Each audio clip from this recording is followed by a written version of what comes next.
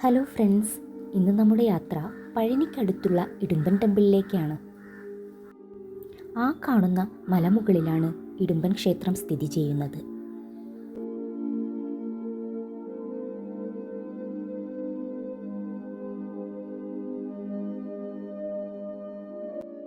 പഴനി മലയുടെ ഇടതുവശത്താണ് ഇടുമ്പൻ ക്ഷേത്രം.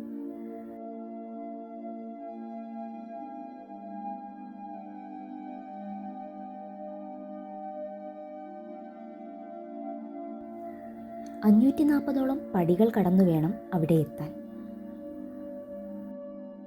പഴനിമലയിൽ മുരുകനെ കാണാൻ പോകുന്നതിനു മുമ്പ് ഇടുമ്പൻ ക്ഷേത്രത്തിൽ ചെന്ന് അനുഗ്രഹം വാങ്ങണമെന്നാണ് പറയാറ്. ഇവിടേക്കുള്ള യാത്ര രാവിലെയും വൈകിട്ടുമാക്കുന്നതാണ് നല്ലത്.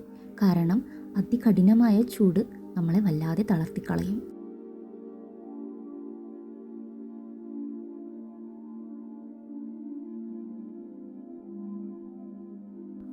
ഇടയ്ക്കിടെ വിശ്രമിക്കാൻ ഓരോ ഇടങ്ങളുള്ളത് വളരെ ആശ്വാസം തന്നെയാണ്.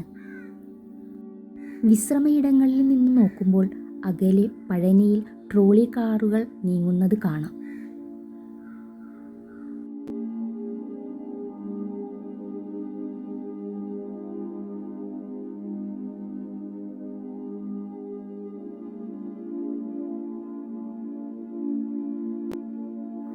വിശ്രമത്തിന് വിരാമമിട്ട് വീണ്ടും ആവേശത്തോടെയുള്ള നടത്തം.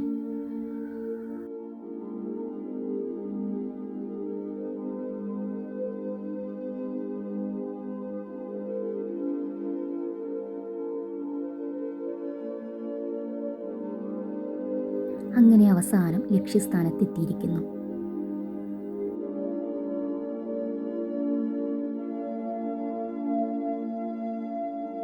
ഇടുമ്പൻ ഒരു അസുരനായതുകൊണ്ടാണ് ഈ പുകയില ചുരുട്ടെല്ലാം. ഈ പുകയില ചുരുട്ട് നമ്മുടെ തലയ്ക്ക് 3 പ്രാവശ്യം ഒഴിഞ്ഞതിന് ശേഷം ആ പടിക്കലുള്ള ദീപത്തിൽ കൊണ്ടുപോയി വേണം കത്തിക്കാൻ. നമ്മുടെ കണ്ണേറു ദോഷങ്ങളെല്ലാം മാറാൻ വേണ്ടിയാണ് ഇത് ചെയ്യുന്നത്. ഓരോരോ വിചിത്രമായ വിശ്വാസങ്ങൾ.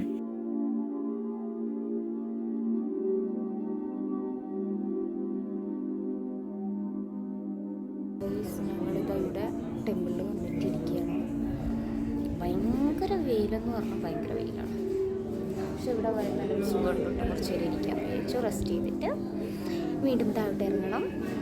അത് കഴിഞ്ഞിട്ട് എന്താ നോക്കാം. ഇടുമ്പൻ ക്ഷേത്രത്തിൻ്റെ ഐതിഹ്യം എനിക്കറിയാവുന്ന രീതിയിൽ നിങ്ങളോട് പറഞ്ഞു തരാം.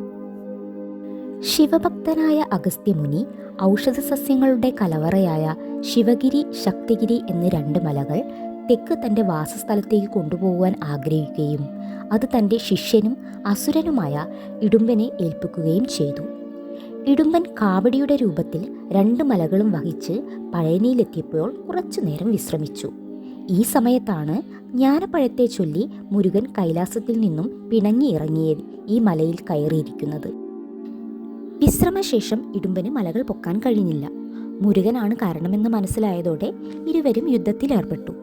യുദ്ധത്തിൽ ഇടുമ്പൻ വധിക്കപ്പെടുകയും തുടർന്ന് ഇടുമ്പൻ്റെ ഭാര്യയുടെയും അഗസ്ത്യമുനിയുടെയും ഇടപെടലിൽ ഇടുമ്പന് ജീവൻ തിരിച്ചു നൽകി.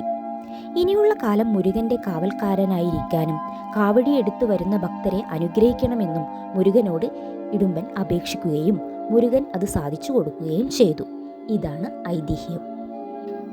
വിശ്രമശേഷം ഇടുമ്പന് മലകൾ പൊക്കാൻ കഴിഞ്ഞില്ല. മുരുകനാണ് കാരണമെന്ന് മനസ്സിലായതോടെ ഇരുവരും യുദ്ധത്തിലേർപ്പെട്ടു. യുദ്ധത്തിൽ ഇടുമ്പൻ വധിക്കപ്പെടുകയും തുടർന്ന് ഇടുമ്പൻ്റെ ഭാര്യയുടെയും അഗസ്ത്യമുനിയുടെയും ഇടപെടലിൽ ഇടുമ്പന് ജീവൻ തിരിച്ചു നൽകി. ഇനിയുള്ള കാലം മുരുകൻ്റെ കാവൽക്കാരനായിരിക്കാനും കാവടിയെടുത്തു വരുന്ന ഭക്തരെ അനുഗ്രഹിക്കണമെന്നും മുരുകനോട് ഇടുമ്പൻ അപേക്ഷിക്കുകയും മുരുകൻ അത് സാധിച്ചു കൊടുക്കുകയും ചെയ്തു. ഇതാണ് ഐതിഹ്യം.